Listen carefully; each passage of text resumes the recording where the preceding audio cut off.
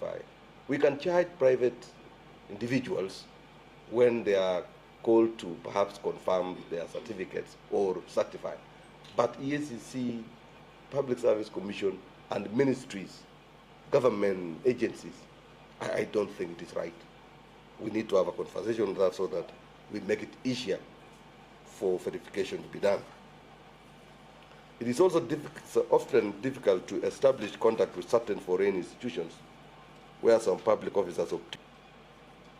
The regulator responsible should also make it efficient, find a way of interconnectedness with institutions across the world so that it becomes easier to get feedback when it is required.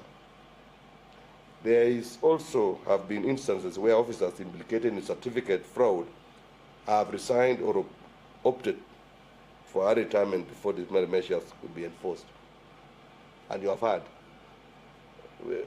the agencies have to go for that person. Even if you resign, the person should be pursued, because this is one character that may have created more damage than good in the institution.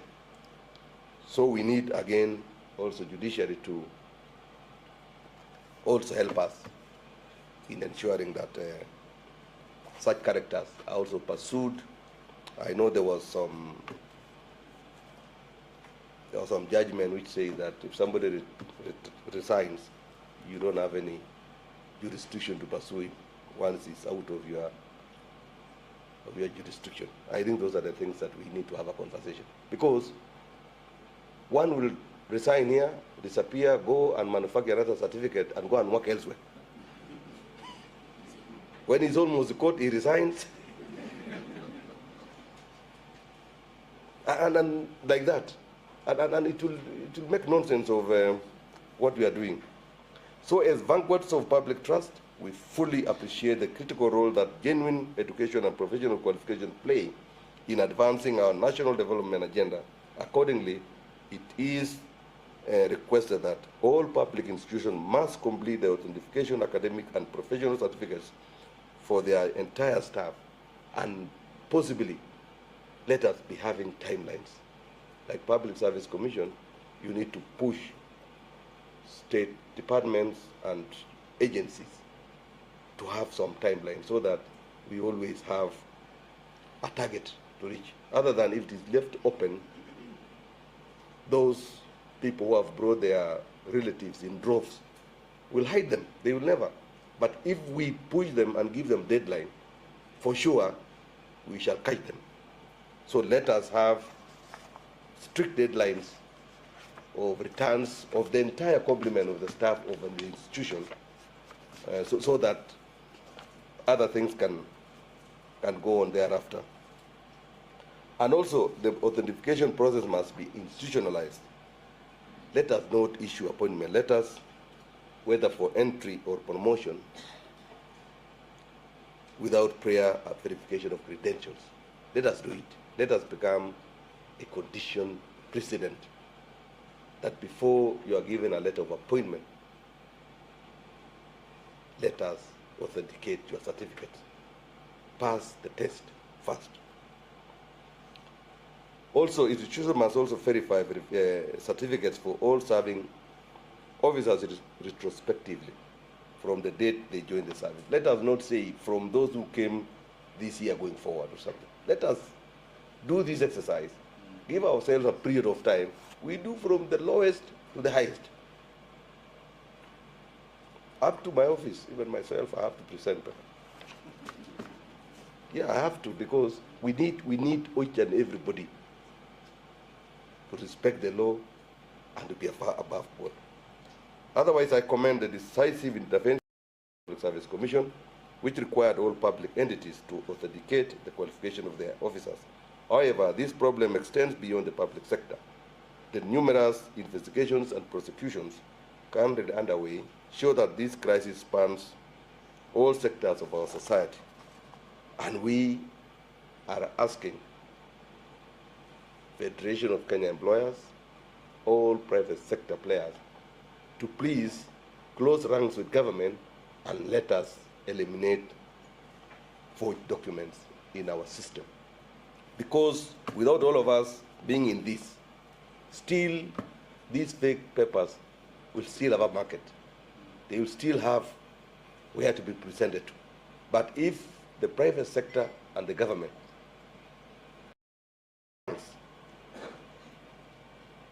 and reviews all the certificates that their employees are presented, we may eliminate. It is possible that we can eliminate, because there will be nowhere that they will just go and present papers that are void. So, ladies and gentlemen, the urgency of addressing this issue cannot be overstated. We must eradicate these vice in all its forms and from every angle. While law enforcement agencies have made progress in investigating forgery, prosecuting offenders and recovering public resources lost to fraudulent qualifications, a more collaborative effort among all stakeholders is essential. This conference marks a significant step toward a multi-sectoral, multi-agency approach to combating these menace. Its objectives is to bring key players together to confront academic dishonesty and forgery. During this conference, you will discuss the root causes, review progress in detection and prosecution, and deliberate on the roles different stakeholders must play. While these conversations are vital, I look forward especially to your practical solutions to prevent and combat the spread of fake certificates. Academic dishonesty and falsified certificates are symptoms of a deeper crisis, a lack of integrity. As we address this challenge, we must commit to restoring integrity at the core of all our national efforts. Without integrity, meaningful growth and development remain out of reach. I want to add and say that the entire citizenry of Kenya are yearning for development, are putting government under a lot of pressure for transformation. But you see, transformation, heightened development cannot come if we are not disciplined. If we are not even ready to play by the rule of law, basic things, we cannot. So first of all, let us be disciplined in what we are doing. Let us submit proper papers. Let us obey the law. Let us obey the traffic rules. Let us follow the tenets of the public service regulations. And the country will be disciplined. And when discipline kicks in, now people will sit down and plan and focus. Discipline in handling human and financial resources, discipline in handling assets of government, discipline in, even coming up projections and planning the economic space of the country. Discipline is key. Discipline is the foundation of everything. So let us be disciplined across.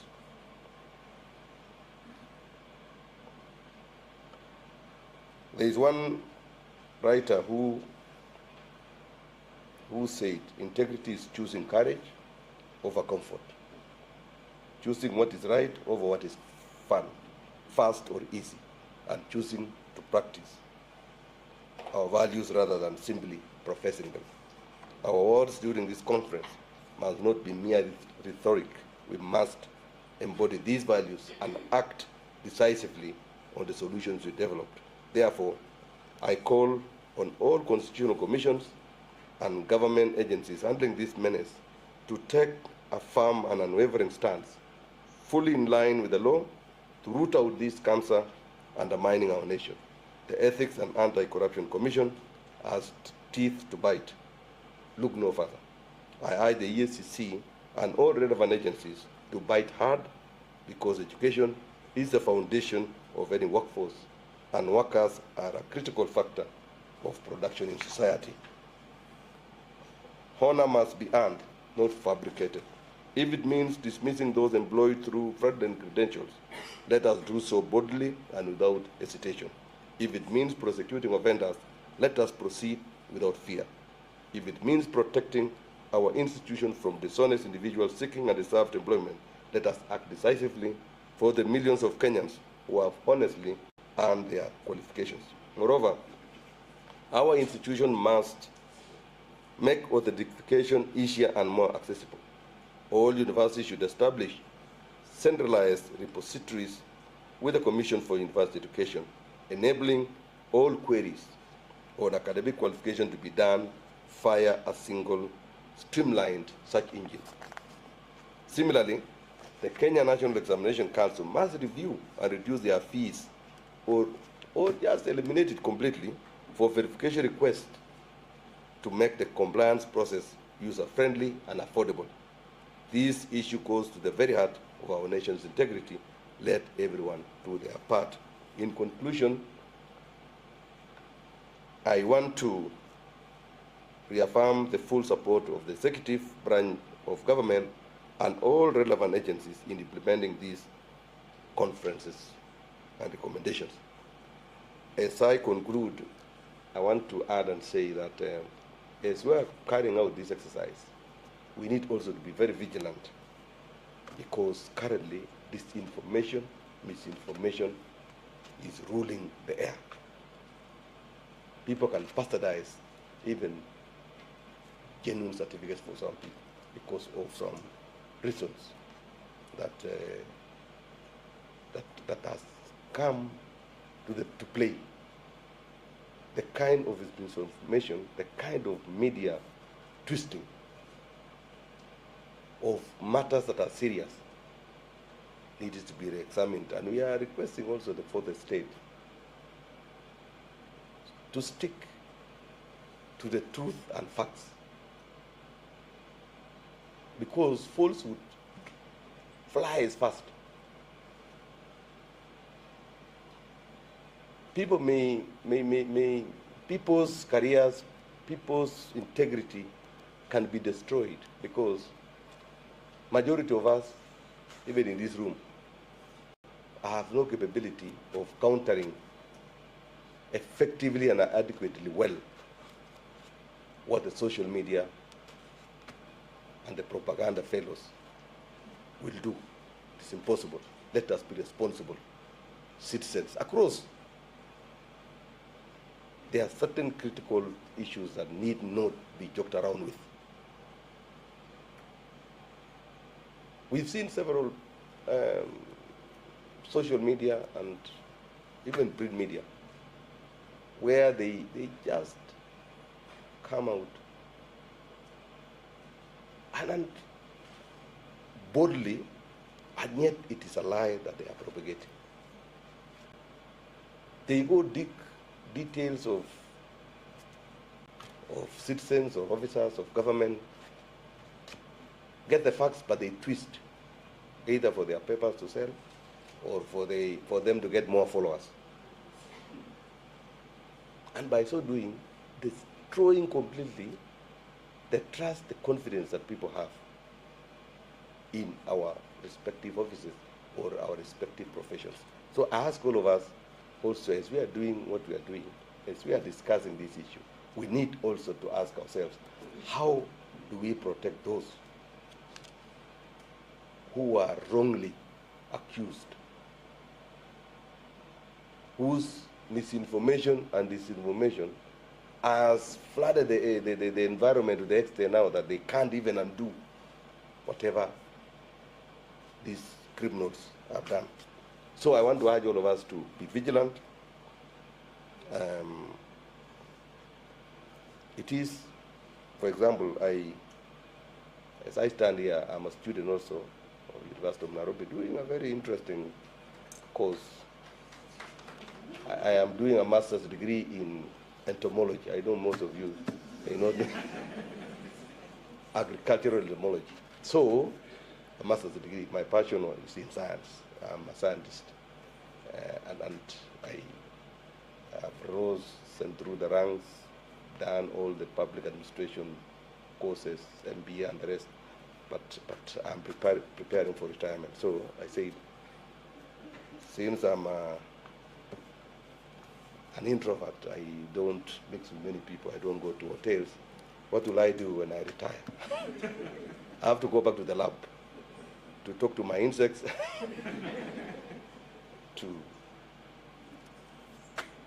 analyze them, to sequence their genomes, to identify, to profile, and also to inform the economic decision makers on what they are expecting in future. And therefore, so the other day I was hearing that some fake fellows are going to dig to say whether I have hired people to work for me. And I pended this research of mine because I was busy for 20 years, and I've gone back to do it. I've been everywhere. I've been in Naivasha, my research station. I've been in Muranga. I've been planning midnight oil. And just imagine, people are going around saying, oh, I've hired some people to do. They don't even know what is the dragon fruit. They don't know even the definition of the term phenology. They don't know. They don't know resource partitioning. You get what I mean?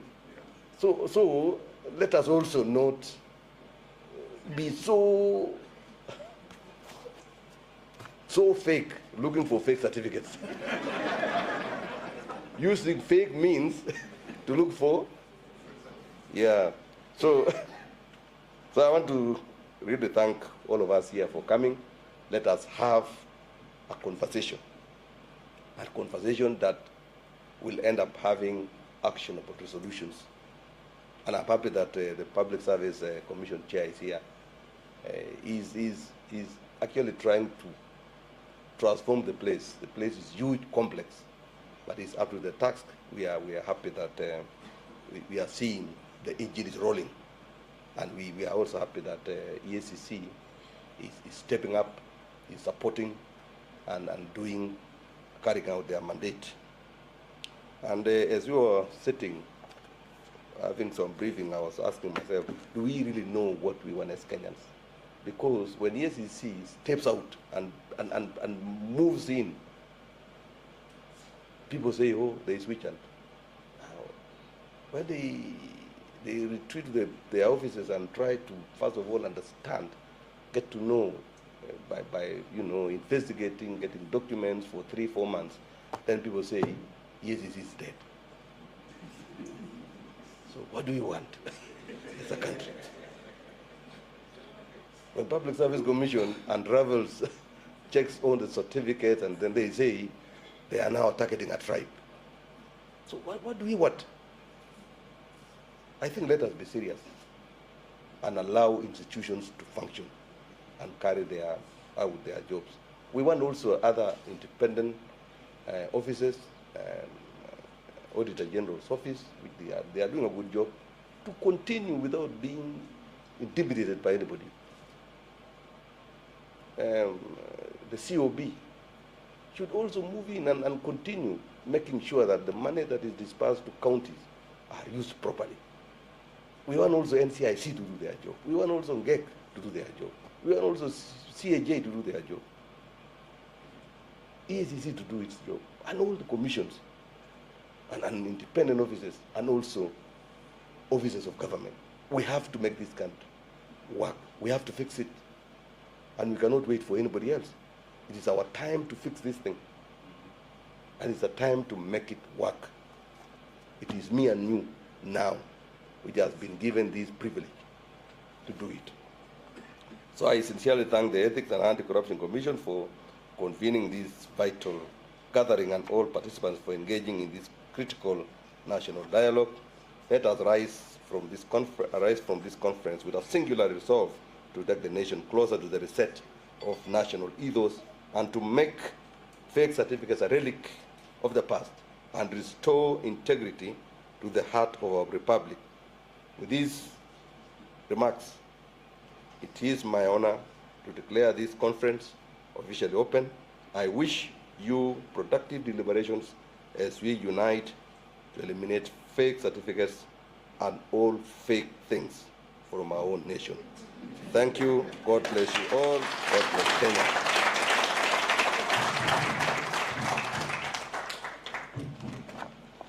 Thank you.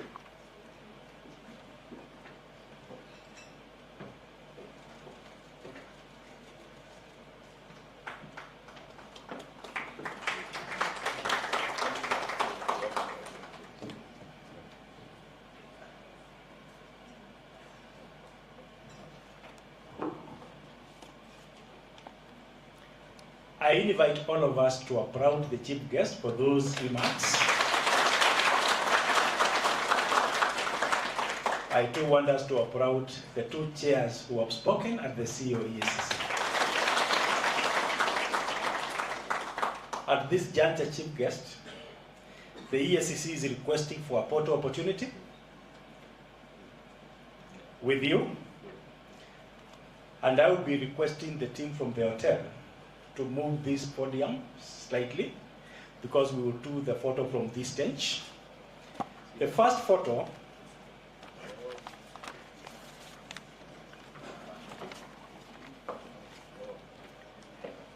we will do it up here. So we can just put it on one side.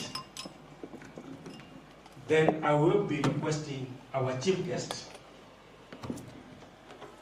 accompanied by the chair EACC, the chair Public Service Commission, the CEO EACC, the commissioners of EACC, the vice chair Dr. Muiru, Commissioner Mshimba, and Dr. Mutuku. You join in the first photograph. Please.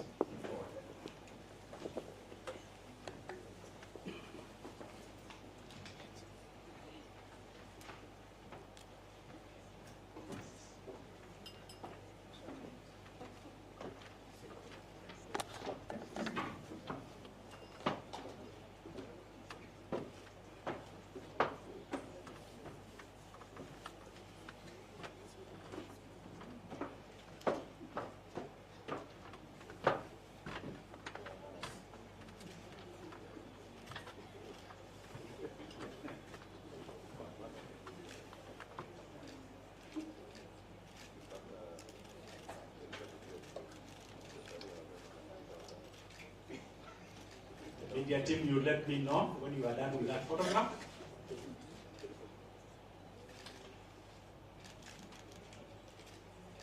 We will have a second photo. The same team remains,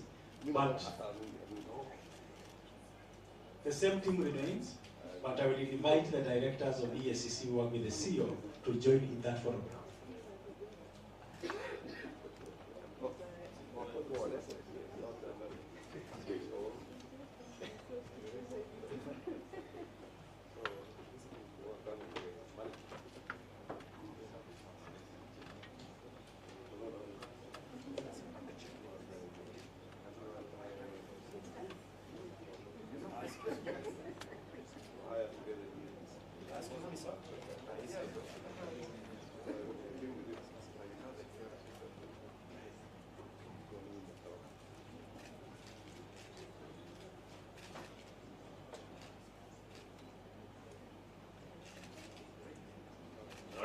And the final group we would like to take a photo of with is all the speakers who have been lined up to speak with us today in the program. All the speakers will be making their speeches today and also contributing to our conference today. Please come.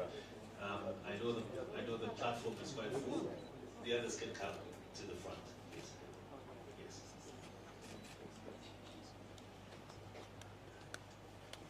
All the speakers, all the contributors today, all our panelists as well. Some of you can come to the front. You don't have to go to the platform. Thank you.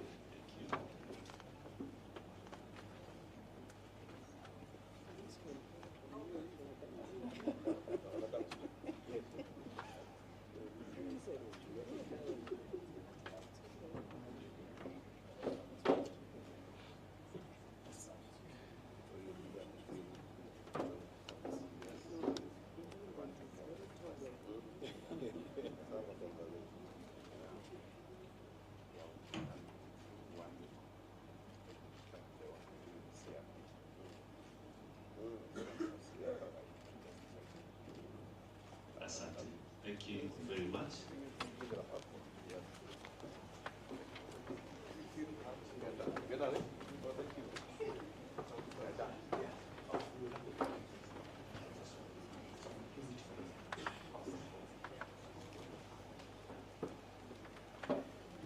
Thank you, Chief Guest, and all the distinguished guests. At this point, I want to make an announcement. that we will be proceeding for tea. And as we proceed for tea, we will have a short media briefing at this stage. And the team which is participating in the media briefing, they are already aware. We will have the chief guest and the EACC CEO commissioners are the ones who will join in for the media briefing here. So there will be some slight setup.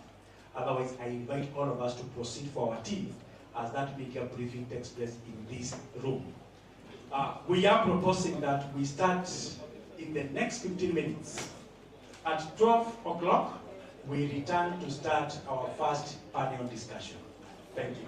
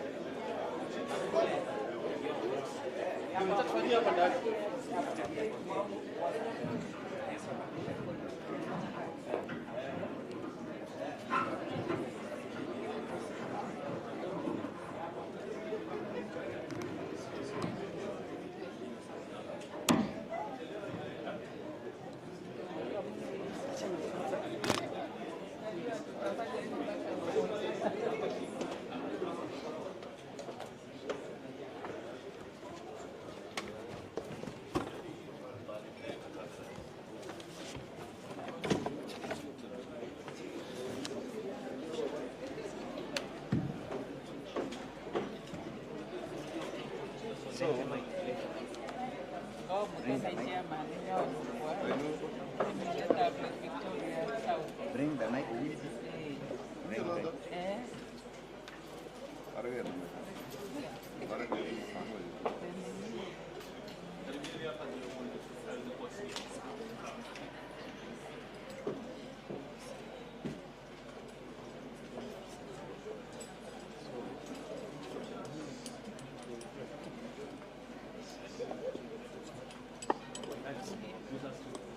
Bishop. Yes. So, now you're done. What is that?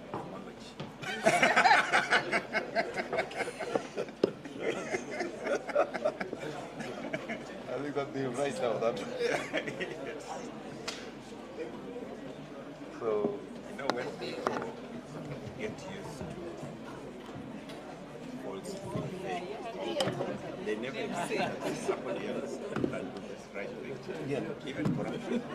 Yeah. Even if you do something, you must have something. Because they don't believe in Mike and resources. It's a very bad country.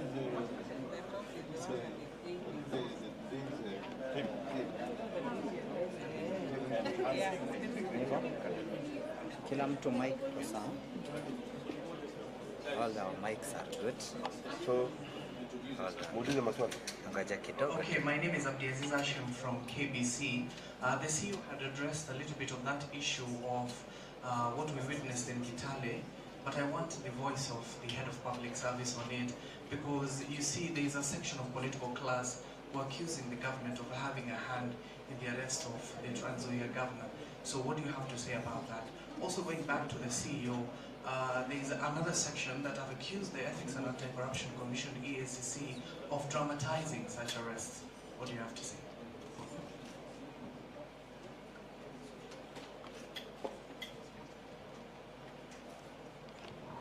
I'm Steve Otieno, Daily Nation. You actually acknowledge that the fight against this thing will likely push back. You highlighted that some institutions fail to give information at the right time. Perhaps how differently are we going to handle it going forward with you being the head of public service?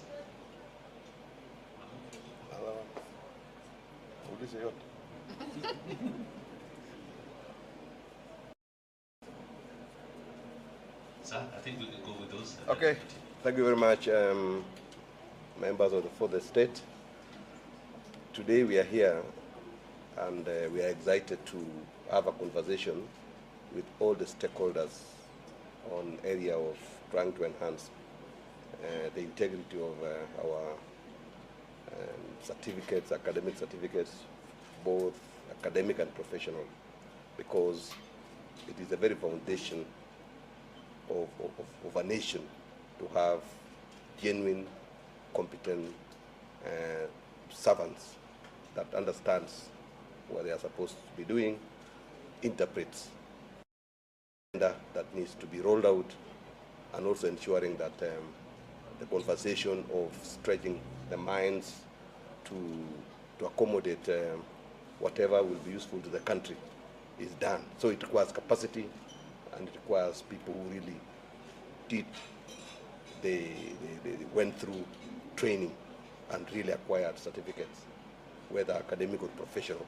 And that's why we are very, very, very excited to be here today, so that all the stakeholders coming together will come up with a roadmap that will ensure that going forward we will not again find ourselves where we are.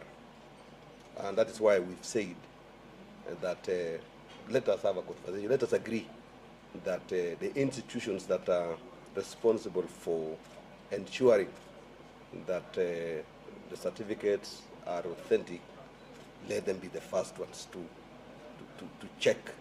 Let us not allow people to come on board, work for several years, create damage, and salaries that they don't deserve, and then thereafter we go for them. We need to ensure that let us control the entry, so that, and what we call entry behavior, we have to control the entry so that we don't spend public funds on things that we could prevent. On Kitale, the whole issue is under investigation. I'm not going to comment until we get to know exactly what happened.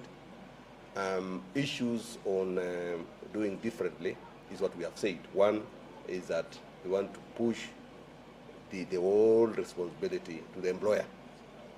When he's just putting the conditionalities that the candidate feels, they need to disclose and say, we shall verify, we shall authenticate your certificates, so that it will deter even those who have those certificates. Secondly, we want also to have a conversation, and I hope at the end of the day we have to agree on how we shall handle the issues of verification. Do we really need agencies of government to pay to get to know whether the certificate is fake or not? That is a conversation that we are leaving to the stakeholders here. Do the current architecture of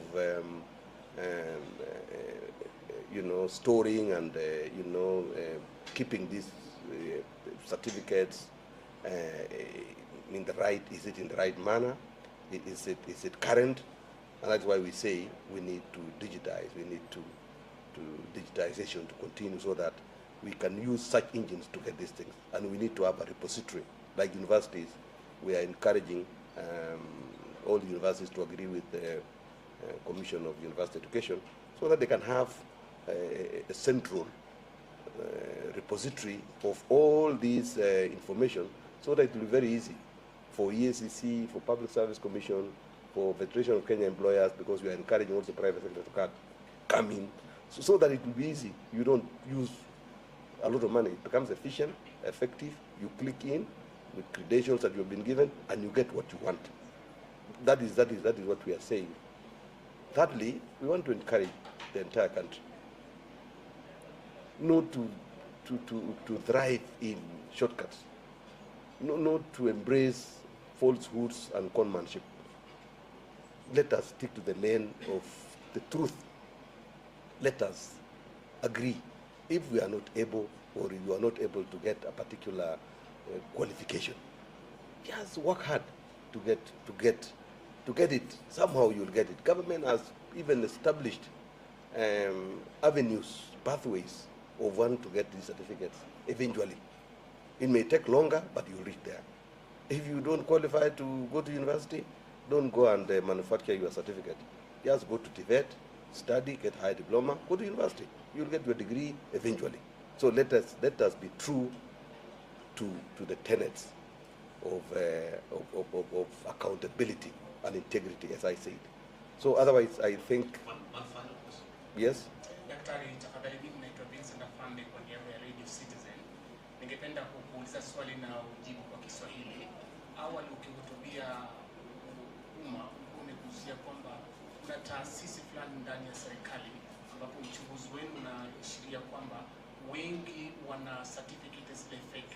Pengine mnaweza kutupea hizo takwimu kwa Kiswahili tafadhali? Nimesema hiyo leo.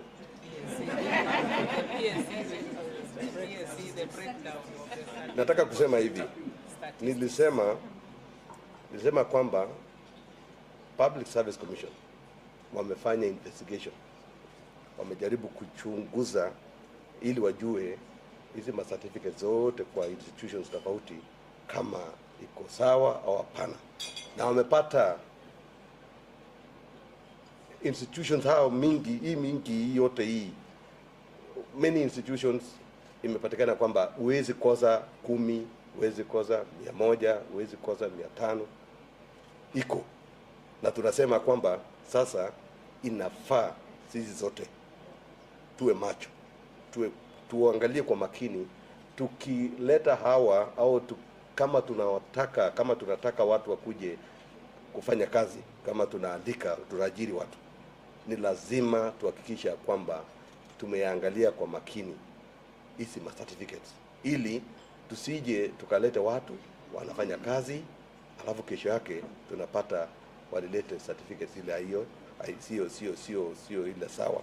Ndio nimesema ya kwamba Public Service Commission, Ethics and Anti-Corruption Commission wahakikisha kwamba tuendelee kuhimiza na kujaribu kuhakikisha kwamba watu wote Kenya hii, hata private sector, wafanye bidii kuhakikisha kwamba mtu yeyote yule ako na certificate iliyo sawa asiingie kazini. Anything else? Thank you. So, thank you very much. I think you all know there is a case in court. Our response will be restrained so that we don't talk about matters that are already in court. But let me talk about what happened in Kitale. First, there was no arrest that we were doing in Kitale at all. What we were doing was basically in line with a court order that we obtained to look for evidence in those specific areas where we had gone. We were not going there to arrest anybody. And we were acting within the law. Now, what happened was very unfortunate because certain politicians incited youth who were there at that time. They attacked our officers. They destroyed public vehicles. In any case, those vehicles, as long as what you need to know is those are public properties. They are not. EACC uses those vehicles to do their work, but those vehicles were bought using taxpayers' money. So as you destroy those properties, just know you are destroying your own property. Now, that is against the law. The DCI and the EACC are currently conducting investigations to determine what actually happened on that very day, a very unfortunate incident, which we should discourage. Because if we don't allow law enforcement agencies to do their work, what will happen is anarchy. You need to understand that if you do not allow law enforcement agencies to do their work, what you are asking for is anarchy. Someone who has delivered, who has shown, a law enforcement officer who has shown a search warrant from a court should be given access to do a search. You do understand previously we went into certain premises where we got evidence that are useful for them for ongoing investigations. So it was very unfortunate, but this matter is under investigation. And of course, after the investigation, we expect those people who are responsible to face the law, because we should not entertain, we should not allow anarchy in our country. Thank you very much. Thank you. That's it. Is it? Yeah, that's okay. Thank you.